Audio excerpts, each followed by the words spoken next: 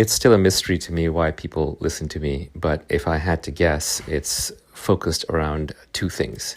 And I had this as my Twitter bio for a long time, and that was truth and love. And what do I mean by truth and love? Because these are overloaded terms. I mean the scientific and the spiritual. It's rare for someone to publicly confess that they're interested in both because they seem somewhat mutually contradictory, but they aren't. In an older age, it was perfectly fine for scientists to be religious, but these days it's looked down upon because the whole idea of old man in the sky giving you a bunch of rules seems ludicrous.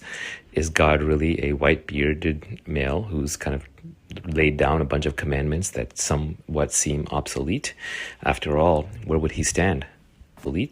After all, where would he stand? So now it's fashionable to be an atheist. But even an atheist, I would say, is a bridge too far because you just don't know.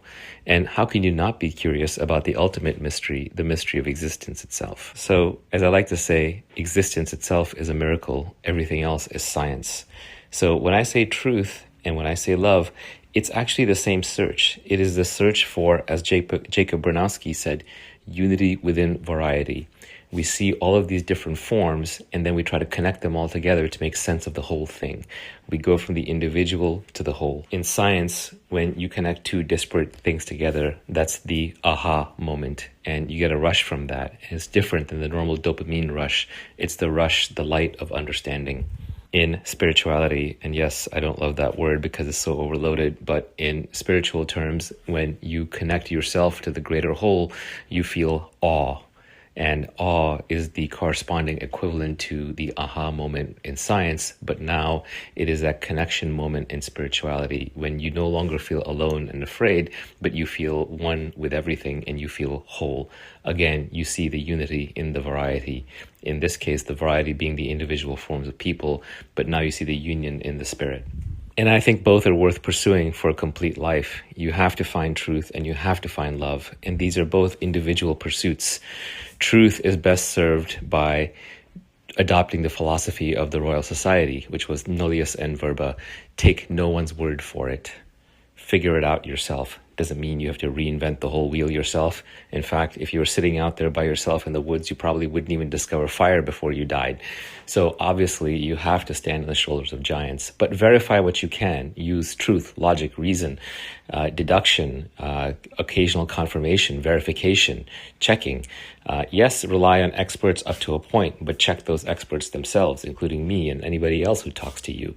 But take no one's word for it, especially when it becomes political or when it becomes self-interested, and confirm it for yourself. And so you can use science, logic, the methods of deduction to figure things out. And as David Deutsch and Karl Popper have pointed out, truth is a never-ending business. You're never going to get to the complete, finished, ultimate truth.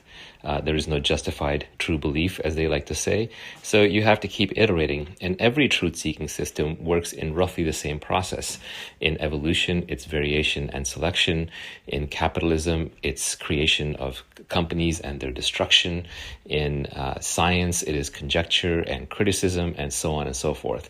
So you keep trying new things and you see what works, and that's your best answer at the moment. And then later you find a better truth, which explains the previous thing, plus something else that was unexplained before. In science, you can somewhat take other people's word for it because ultimately, if it's truly scientific, it's verifiable and checkable by yourself. That's why the replicatability crisis in psychology is damning. It disqualifies most of psychology as a so-called science because you cannot replicate it. If the results don't replicate, it's not science. If you can't verify it for yourself, given sufficient time and resources, it's not science. Truth-seeking in the spiritual domain is different. It has to be direct experience. If you can't verify it through logic and reason, then you have to go through direct experience. Again, take no one else's word for it.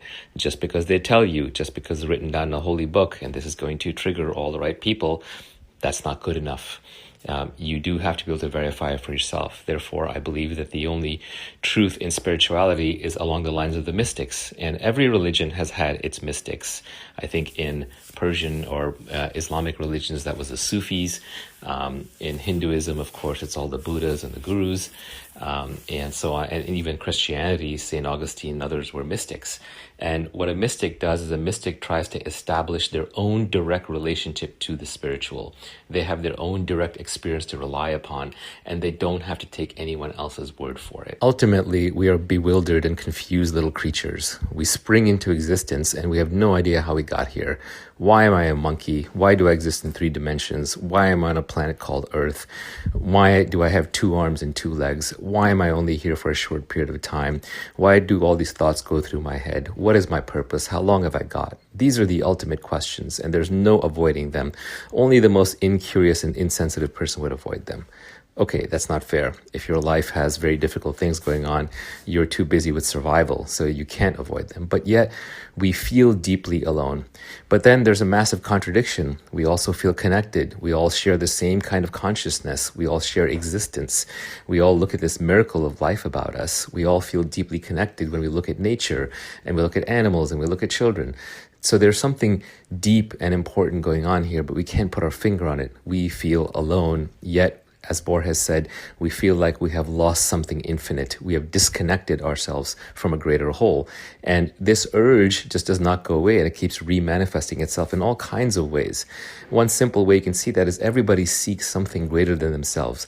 Whether it's children, whether it's religion, whether it's a political system, whether it's a belief, but everybody wants to sacrifice themselves to something else, because there is no surer source of unhappiness than constantly just thinking about yourself over and over and over. Love is the feeling of connection. It is the feeling of no longer being alone. It is loving someone more than yourself and connecting to them, or being loved by someone and feeling that they're reaching out to you and you are no longer alone. Truth is a feeling of connection. It is knowing that your little observation does not stand by itself. It connects into a logic, a greater logic and a greater whole. And what better way to do that than science?